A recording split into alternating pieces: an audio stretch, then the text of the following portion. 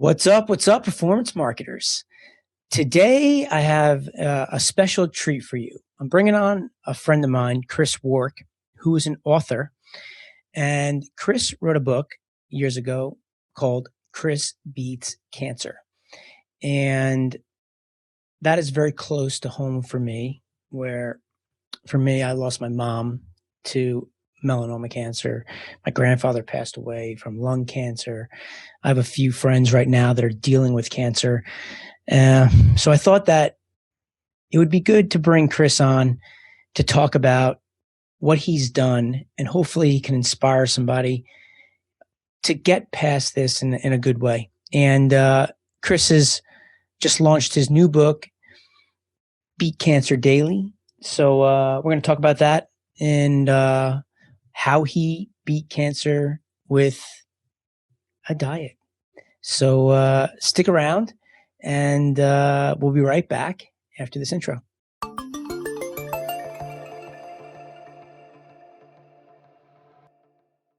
We got Chris Wark here, ladies and gentlemen, author, speaker, and the health coach. Welcome, Chris. Good to have you on. Performance Eric, marketing. Yeah. good to be with you. We haven't seen each other in person in a little while.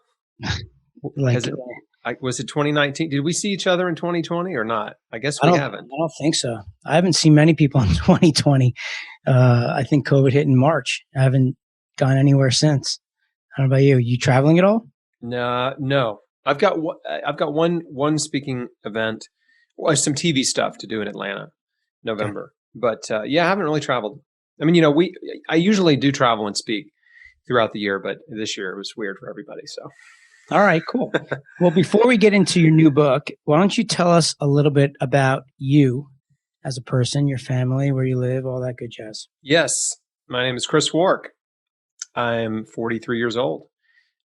In December, I will be a 17-year stage 3 colon cancer survivor.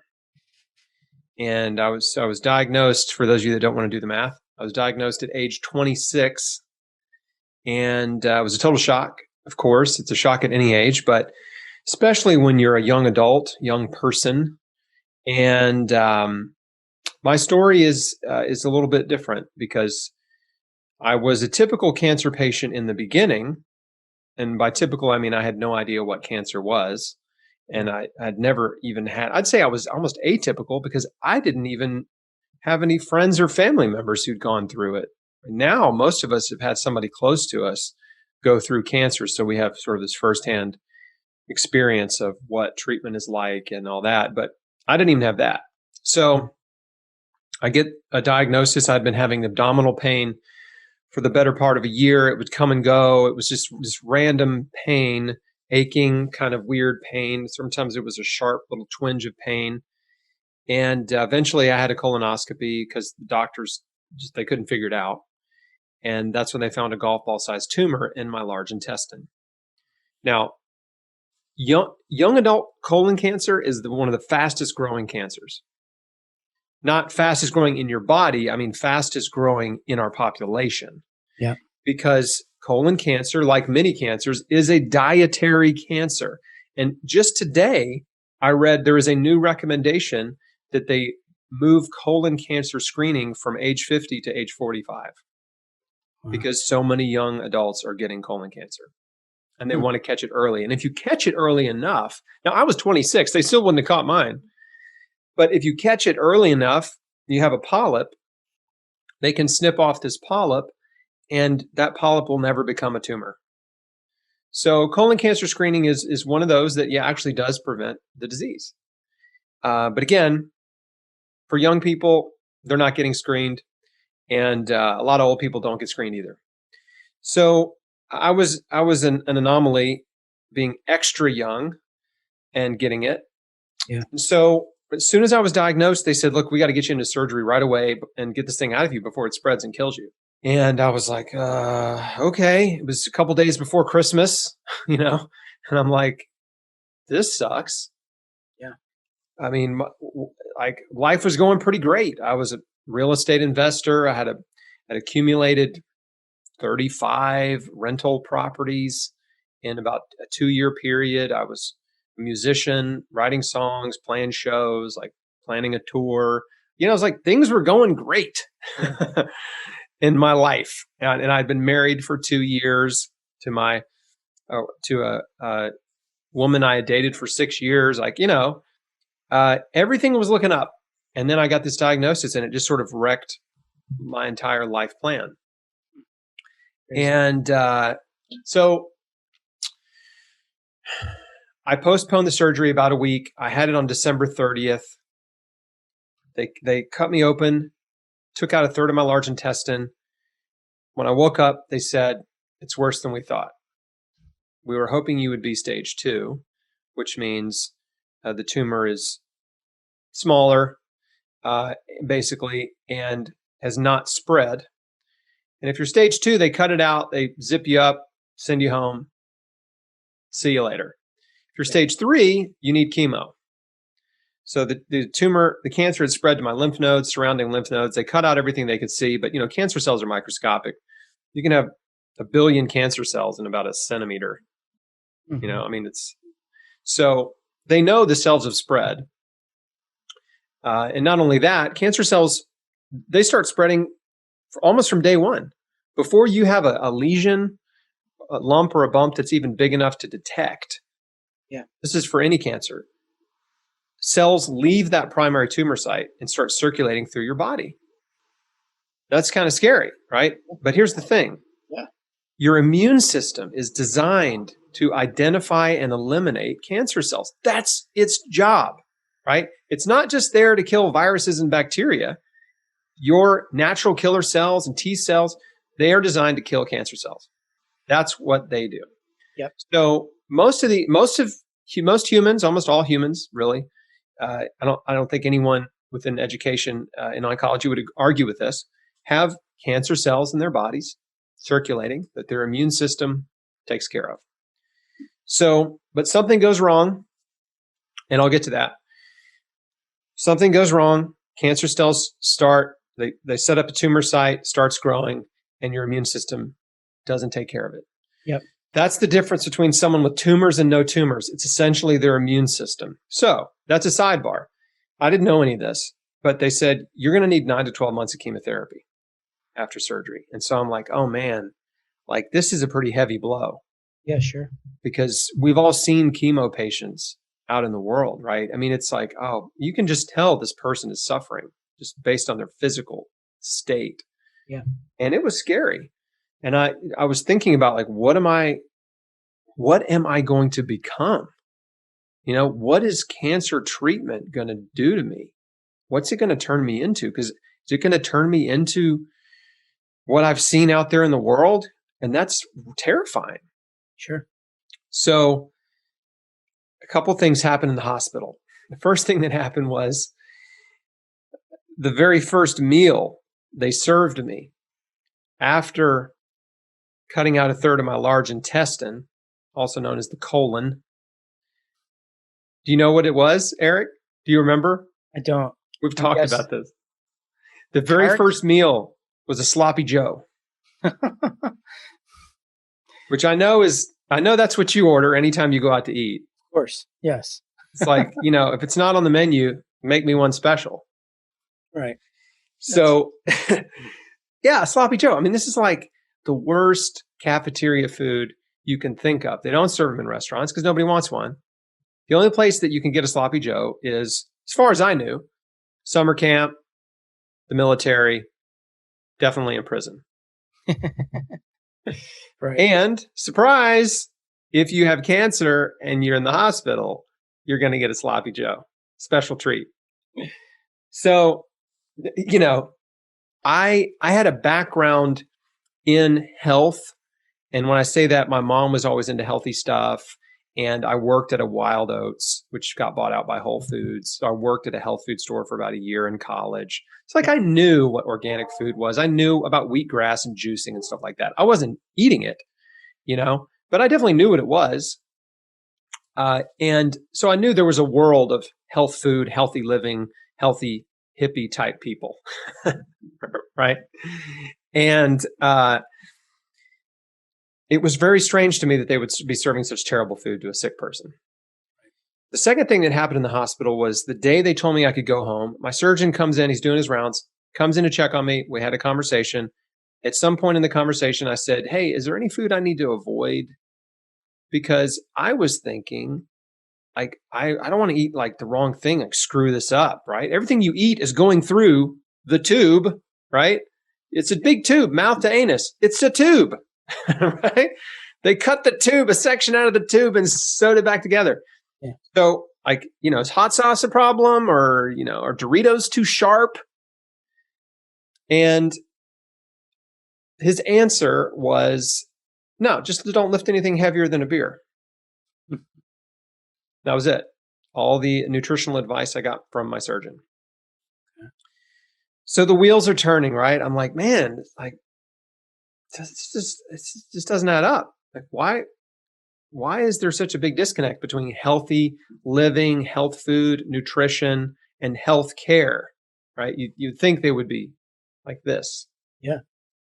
So, and when I say like this for your podcast listeners, I just laced my fingers together. I'll try not to make any gestures, unexplained gestures. Yeah. So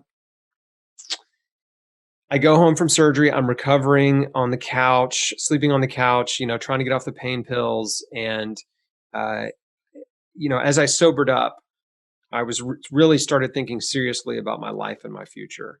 And I just thought, like I said earlier, like, what am I going to become? Like, what is going to become of me? How many birthdays do I have left? Like, what is my life story going to be? Am I just a passenger on this train? You know what I mean? And just a victim of fate? It certainly makes you think and start to live in the moment and appreciate the things you have when a lot of people, they take it for granted, right? So it's almost like a gift if you can get past it to live your life to the fullest each day, right? That's right. A lot of cancer patients call it a gift and a blessing. Not right away, but after some time has passed, even if they're still sick, you will hear cancer patients call it a gift and a blessing, because what happens is this cancer diagnosis, it basically just, it's sort of like it's just sort of like a giant axe that just like chops your life in half. Yeah. And what it does is it separates the essential from everything else. Everything just stops. Yeah, everything stops, and you just realize like what's really important. Yeah. And all the things that we think are important, that we care about, that we chase after, I like to say, the people that don't have cancer care about everything, right? But the cancer patient only cares about one thing. That's getting well.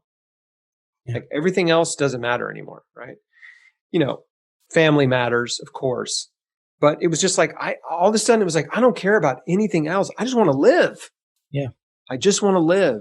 And I couldn't bear the thought of my parents. I'm an only child, of my parents and my wife putting me in the ground. It was so painful for me just to imagine the pain that they would go through, right? I'm a pretty big deal to those three people. Okay? A pretty big deal to those three people. So, I'm just like, the idea of poisoning my way back to health doesn't make sense to me, right? I don't get it. It doesn't make sense. I don't have a peace about it. I don't understand it. And I'm afraid of it, right? It's something in my core is saying like, beware, like this is dangerous. Yeah. And so I prayed about it. I'm a Christian and my wife and I are believers, and we just prayed. And I said, God, if there's another way besides chemotherapy, show me. Just show me. This doesn't make sense. It doesn't feel right. I don't have peace about it. I'm scared. Help. And 2 days later, I got a book. And this book was sent to me from a guy who knew my dad. And this guy lives in Alaska. I'm in Tennessee. And the book was written by another guy who had healed his own colon cancer with nutrition, without surgery, no chemo, no radiation, no medical treatments. And I start reading it. I'm like, oh my gosh, this is amazing. This guy's story is amazing. He healed. And in that book, he was making the case which I had not really heard before, that most cancers are caused by our diet and lifestyle. And I'm like, what? Really? My doctor didn't say anything about this. Right. And he also talked about, he was a former pastor, and he had seen a lot of family members and church members, his own mother, diagnosed with cancer and go through treatment, suffer and die. And then when he was diagnosed, he thought to himself, his name's George Malcolmus. He thought, well, I'm not doing that.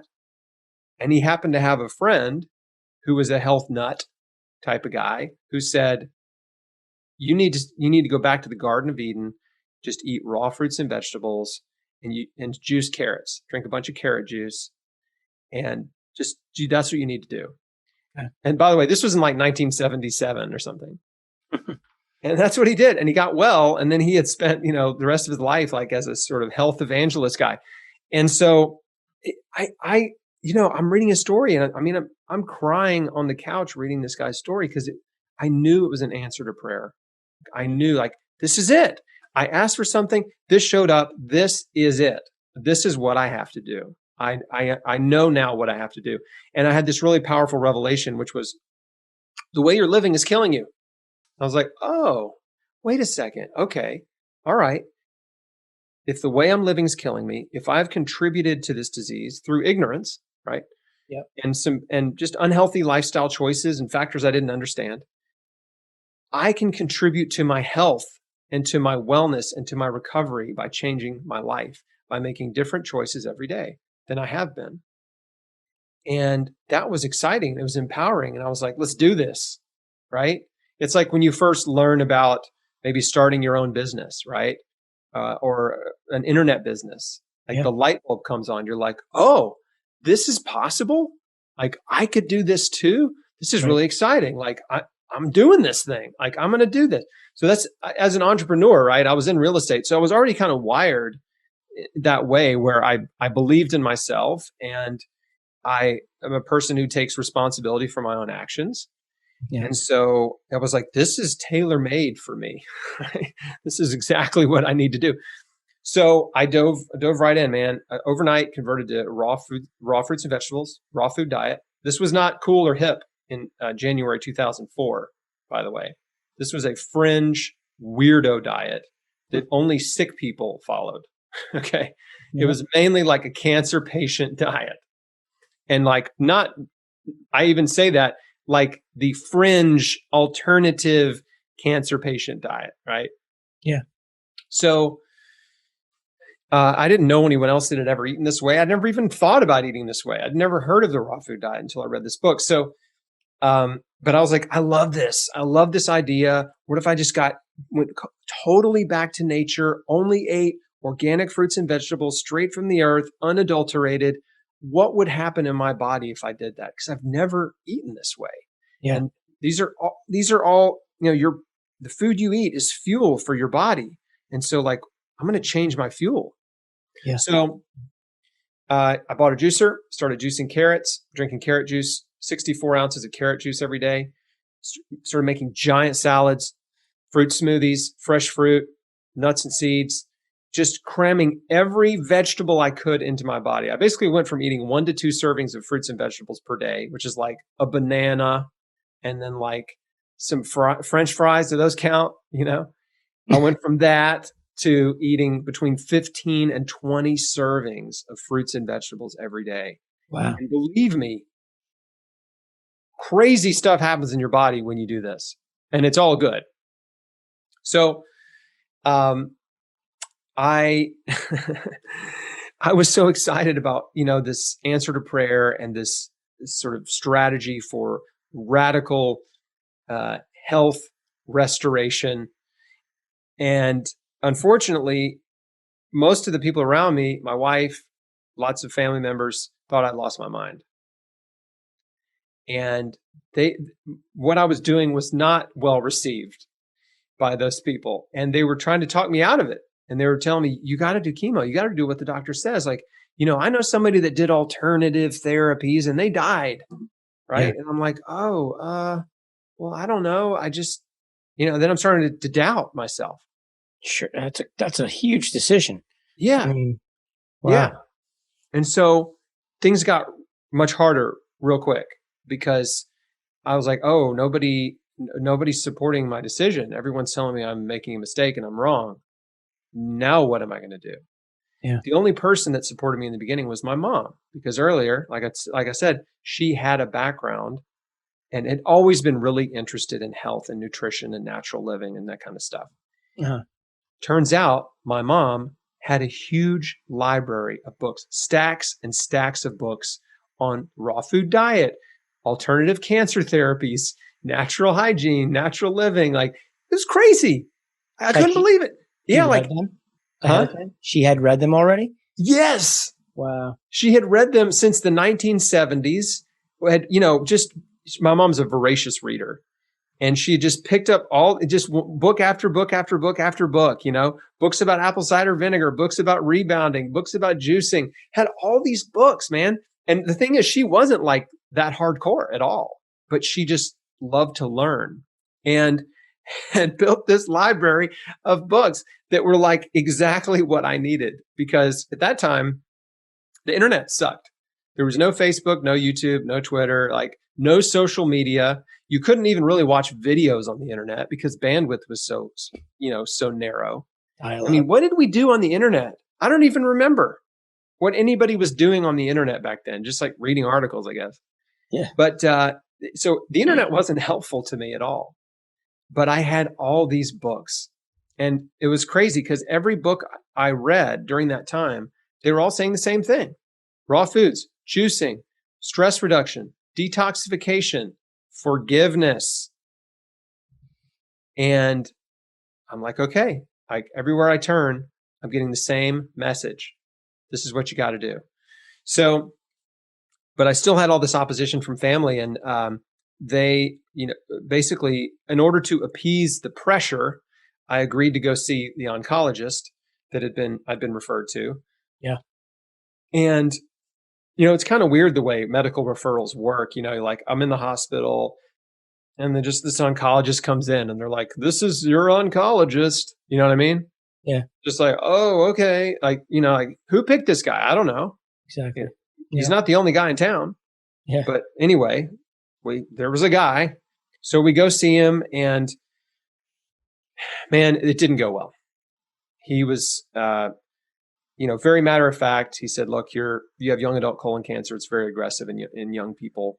It grows fast.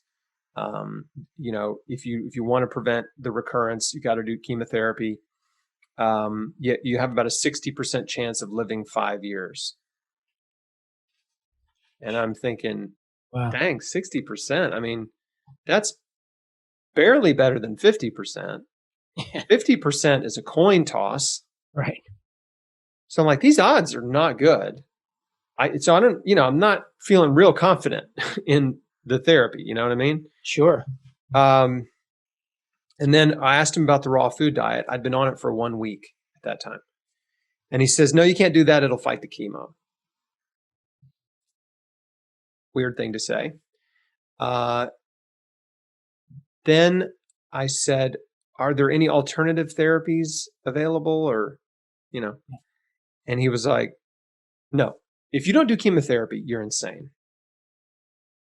And he proceeded to berate me with like every, sort of arrow in his quiver to convince me that I had to do chemotherapy or I was going to die. Yeah. And he did. He convinced me. There was so much fear, right? When you're fearful, you don't make smart decisions. You make irrational decisions. You don't think clearly. You end up like deer in the headlights. And I was, fearful and in a panic. And this is what happens in every cancer clinic, man. It's just a fear factory. Whether doctors do it intentionally or unintentionally, it's happening. Yeah. And so he finishes his passionate dissertation. We conclude the meeting. I get up, I make a beeline for the front desk, and I made an appointment to get a port put in a few weeks and start chemo. Yeah. I walked into that clinic confident and feeling good and optimistic. And I walked out of there just totally shattered, man. Yeah. Discouraged, depressed, hopeless.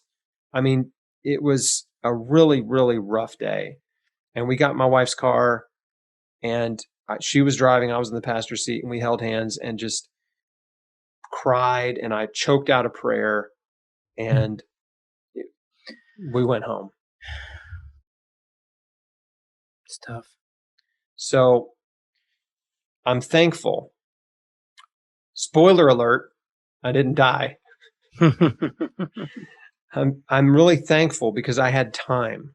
A lot of cancer patients are rushed into treatment before they know what's happening to them. They have no idea, man. It's like, boom, diagnosis, boom, surgery, boom, chemo, boom, radiation. I mean, it's like, then they're just like, what has happened? Like limbs are missing, body parts are missing, their hair's has fallen out. They're sick. They're just hovering over the toilet. I can't get out of bed, like all before they even figure out what the heck just happened to them. Yeah.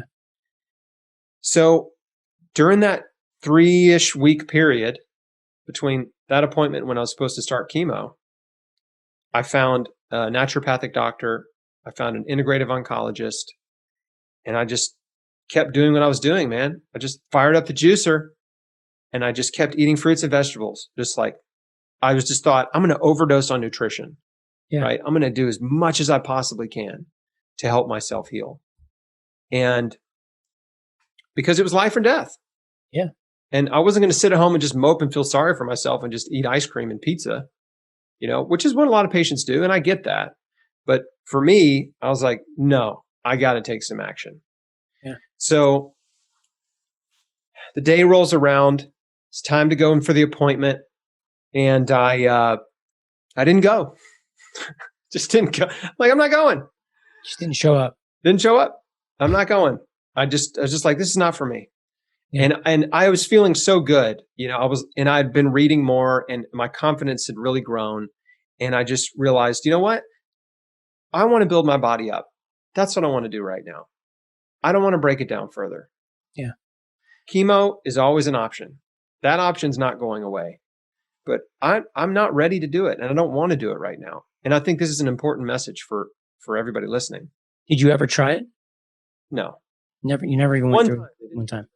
Just kidding. No, I never did. But the message is not don't do chemo. That's not my message. My message is don't do anything you don't understand. Don't let anyone rush you into a treatment that you don't understand out of fear. Yeah. Because fear-based decisions are always the wrong decision. Yeah. You don't make smart decisions out of fear. Yeah. You need to make a decision with facts and faith, not fear. Yeah. So I didn't show up, and they started hounding me, man, calling my house. They sent me a certified letter I had to sign for. I mean, and then they finally left me alone. And I just kept doing what I knew was going to be best for me, which was overdose on nutrition. And changed my whole life. So I systematically changed everything. And I wrote a book about it. It's called Chris Beat Cancer. It was a national bestseller in 2018. That book is right here. And beautiful. And I have a brand new book. And in that book, before I talk about the new book, but in that book, obviously I tell my story in even greater detail than here. About a third of the book is an expose on the medical and cancer industry and pharmaceutical industry and how much corruption is just ingrained into those industries. There's a lot of good people in medicine, but they're trapped in a really, really bad system. That's the problem. It's not the people. I mean, there's bad doctors out there, but generally speaking, it's not the doctors. It's the system they are trapped in, right? This system is a financial system that only cares about profit. It doesn't care about patient outcomes. And they're only interested in the most profitable drugs that give some benefit, right? Some small benefit that they can measure.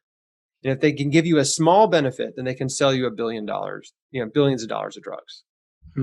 So meanwhile, there are hundreds of thousands of studies on nutrition and natural compounds that are anti-cancer compounds, anti-cancer agents. Hundreds of thousands of studies. Like, it's mind-blowing how much science is out there on this. And it's not taught in med school. It's not talked about by the media. It's freely available to anyone that wants to learn, but you don't even know it's out there because no one's talking about it. And it doesn't make its way into medicine because there's no money in food. Mm. right? The money's in drugs. That's where the Crazy. money is. There's no money in blueberries, broccoli, garlic, green tea, resveratrol. There's no money in that stuff. So that is the simplest explanation as to why we have lost the war on cancer. Wow. Because the war on cancer was all about finding a drug that would cure cancer. But there's hundreds of different types of cancer, Right. right? It's not going to be one drug that's going to cure them all.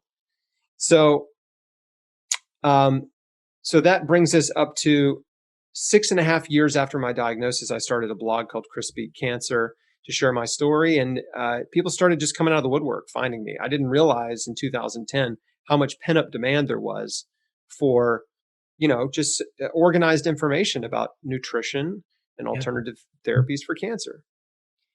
And so my audience started growing on, social media and stuff. And before I knew it, I had a very large audience. And I realized, like, this is what I'm supposed to be doing with my life, sharing my story, encouraging people, bringing them information, digging into the science, but simplifying it to help people understand what they can do to help themselves heal and prevent cancer. And it's very simple things. And so I talk about that in the book as well. At what point did you validate that it was working when you originally? It was a month by month, year by year process. I had blood work drawn every month. I had CT scans every 6 months for the first couple of years. And it just kept coming back, all clear, all clear, all clear. And then we got to the 5-year mark, all clear. And it was like, my oncologist said, look, I think you're out of the woods, man. And that's when I felt like that's when I started to think about sharing my story. Is this the same oncologist that pushed you to do chemo, or you switched? No, this was actually a third guy, because the second guy, I worked with him, but then he retired. Yeah. And then I was sort of referred to another guy that sort of finished up my just follow-up care. Yeah. But anyway, so that's when I started thinking about sharing my story, but I didn't know how, and I didn't know anything about blogging or blogs. I didn't follow any blogs. Like, I was busy in real estate, Sure. I was out there in the world renovating houses and dealing with all that stuff. Yeah. So I had to learn how to, use the internet, how to use WordPress and stuff. I had a buddy who knew some things, and he kind of got me started and helped me set up the blog and just put a really rough, Chris Beat Cancer blog, and then off to the races. I started making videos, and then I started finding people who had healed with nutrition like me and interviewing them and sharing their stories, and it just grew and grew. Wow. And then, 15 years after my diagnosis, I published my first book. So it wasn't like I just rushed out and like wrote a book. Here you go. And like 15 years, man.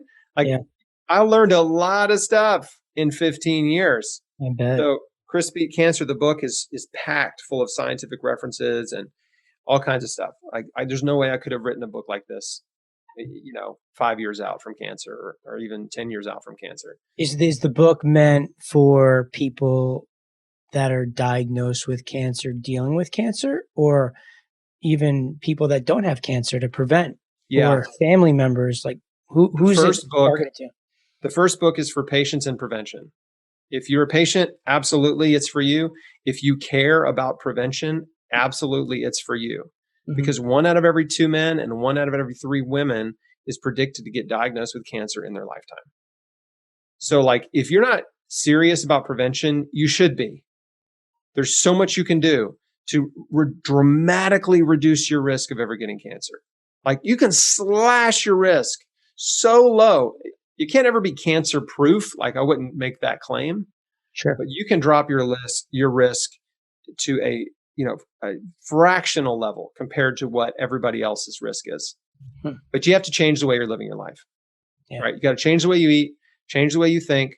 You got to be willing to forgive. You got to address, the stress in your life and keep your stress at a minimum.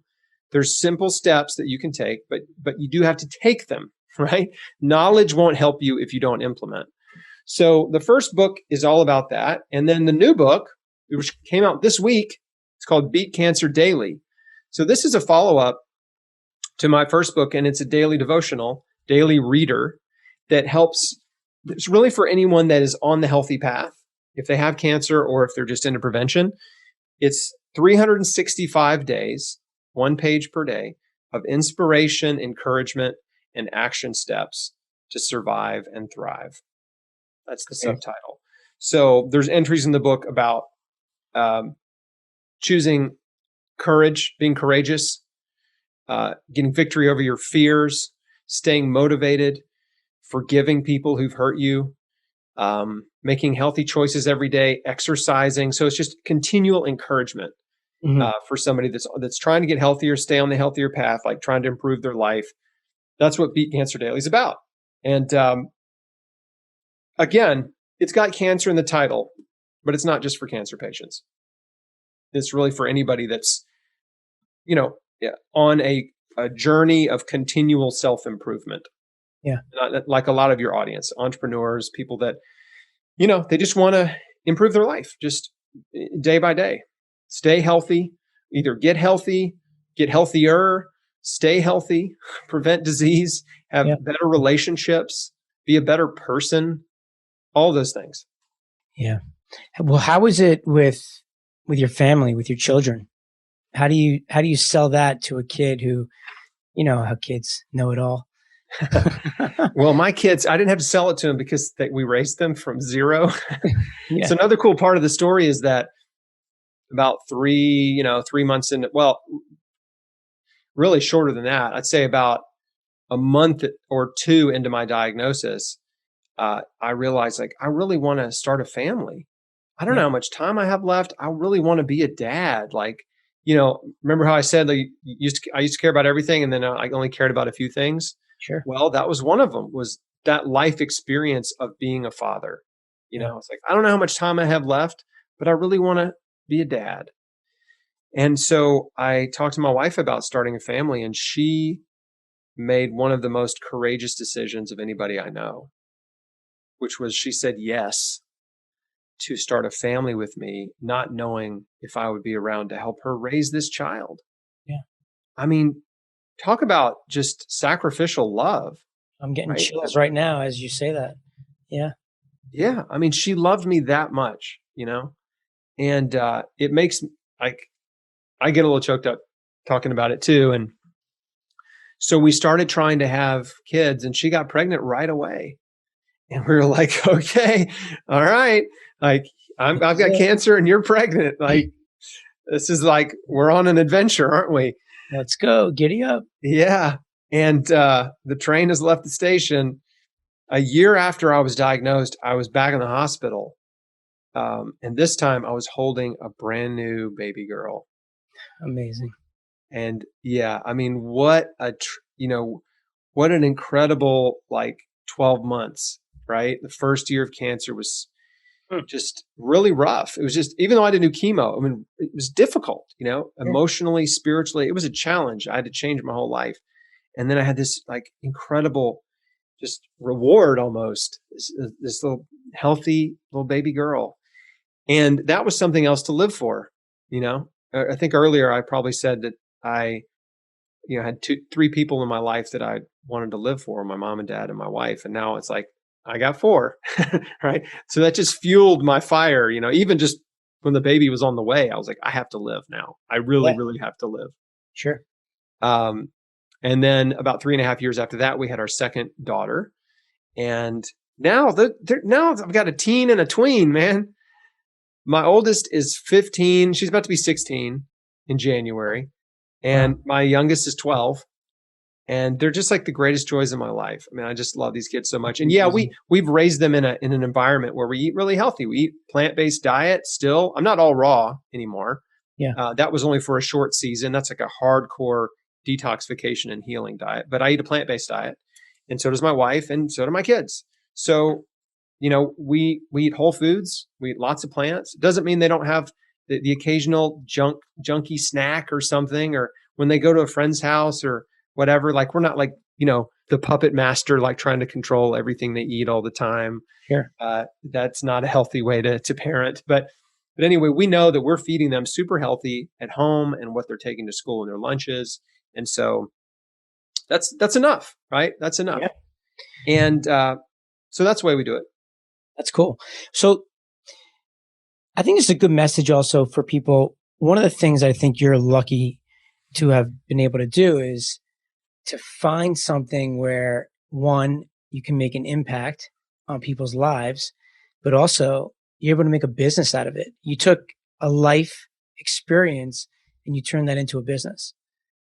And in today's world, people just don't understand that that's possible, right? A lot of people struggle when they're growing up just thinking they need to do accounting or become a lawyer or a doctor or what have you, right? And you know, this happens, and all of a sudden now, like, you are way ahead of your time, clearly, right? But nowadays, it's like things happen for a reason, right? And now you have a message where you not only saved yourself, and you're out there with thousands of people, like you said, who have cancer, and you're changing people's lives every single day.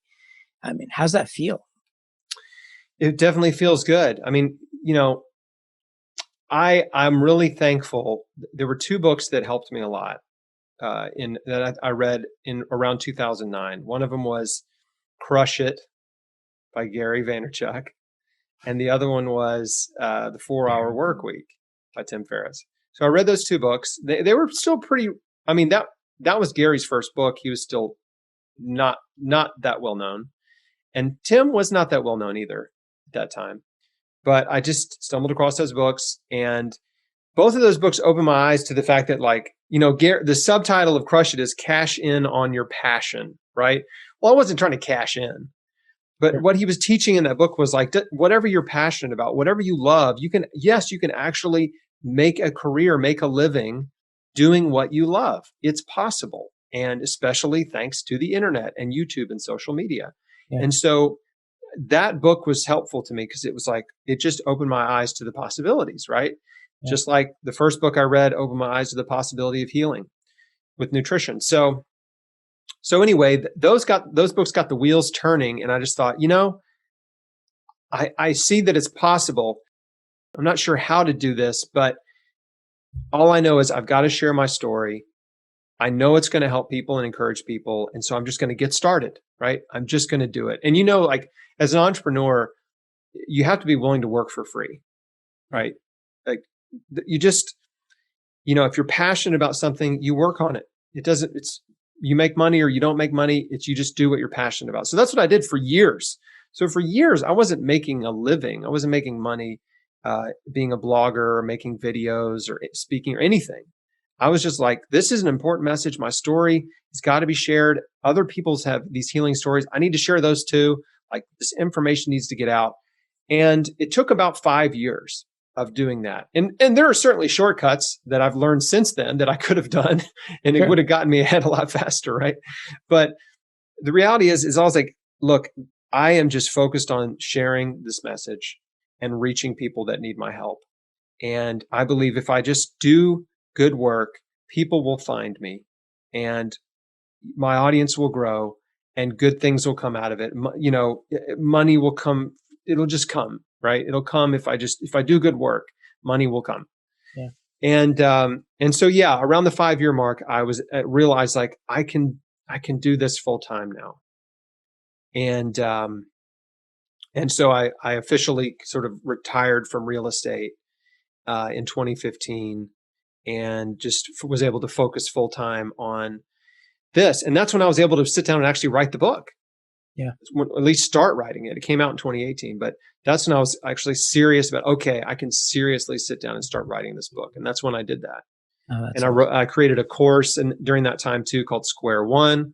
I had been coaching people on the side, and I took all that stuff that I was teaching people and put it into a course and rolled that into the world. And we've shared that course for free. It's a paid program, but we put it online for free periodically. And we've shared that for free with over 1 million people since 2017, which feels really good. That's amazing. Yeah, it feels great. And so, if all you care about is selling, I think your life you're going to struggle. You're going to feel unfulfilled and empty. But if your primary focus is service, that's where you get the fulfillment and joy. And that's the best feeling in the world. And if you have a serve first attitude, which is what I was taught many, many years ago, and in a job I had after college, then, the money will come if you just focus on serving people and Yeah. just, so that's what I did. It's like, I'm not a great marketer. I'm not, you know, techie, none of that. I just am passionate and I've just done the work, just writing articles, making videos, sharing my story, reading and researching, just spending time really trying to serve the cancer community and the health and wellness community. And now it's been 10 years. This year is my 10-year anniversary of being Wow. a public blogger and cancer survivor. So it does feel really good. It feels wonderful to be, a side benefit of doing what you and I do is COVID was, it's been a rough year Yeah. for a lot of people. And, but we've been okay because I don't work for somebody else. I'm able to do what I do from my house. Yeah. I'm really thankful for that. God bless. So the people listening, if they want to contact you or they want to purchase some of your books, why don't you tell them a little bit about how they can get in touch, ask you questions, Yeah. find your books? Well, the books are easy to find there, and you can get them. Most bookstores carry them if they have them in stock. Of course, they're on Amazon. Chris Beat Cancer, and the new one is Beat Cancer Daily. If they don't, if they haven't read the first book, I suggest Chris Beat Cancer first, and then if you love it, you'll probably also love my second book. But yeah, chrisbeatcancer.com. Chris Beat Cancer is my handle on Facebook and Instagram, YouTube. So I'm pretty easy to find that way. We've just got an incredible support community and just awesome survivors and thrivers and just health and wellness lovers in our tribe. And it's really fun. Just some of the best people in the world I've met and befriended through doing this, and here's the big message, that I think this applies to everybody, is that, a lot of problems and obstacles and tragedies in life are blessings in disguise. Yeah. And there's a verse in Romans 8:28 that says, we know that God works all things for the good of those who love him. And that's a promise that God is going to work all things for your good if you love him. And I knew I do love God, right? And even back then, and I remembered that verse right after I was diagnosed, and I thought, you know what? Boy, I don't like this at all. Like, this is not where I want to be in my life. And this is not a challenge I want to face, right? Not an obstacle I want to try to overcome, but here I am. And I'm just going to choose to believe. I'm going to exercise my faith, and I'm going to believe that God's going to work this for my good. And he did in a big way. And this is not just a cancer story, right? This is any obstacle that you come across in life. If you will shift your thinking and start believing that this is actually going to become a good thing, right? That the bad thing will become a good thing in your life, that there's a blessing around the corner, right? That this obstacle or challenge is going to strengthen you. It's going to make you smarter and stronger and wiser, and that your life will be better after than it was before. Because cancer feels like a life-ending thing. Yeah. You feel like your life's over, right? This is it. My life's over. And I would give anything to go back to my life before cancer. Like, that's how people, that's the way you're thinking. But my encouragement to those of you that listening that maybe have cancer is, or if you're in a really difficult situation right now, start to believe that your life is going to be better than it was before this challenge, right? And just press on, press through it. That's a good message, for real. It's all about mindset, no doubt. Well, listen, man, I appreciate your time. I know you're busy, and I wish you the best of luck. Hope you hit top of all the charts. I know from my experience with you, you've always been nothing but service and trying to give as much as you can. So I appreciate you, and I'm thankful to know you. And hopefully this message gets out to some people and helps them.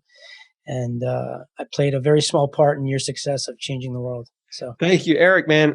Thanks so much. Like, I just appreciate you so much, just taking the time to let me talk and share my story with your audience. And important. Yeah.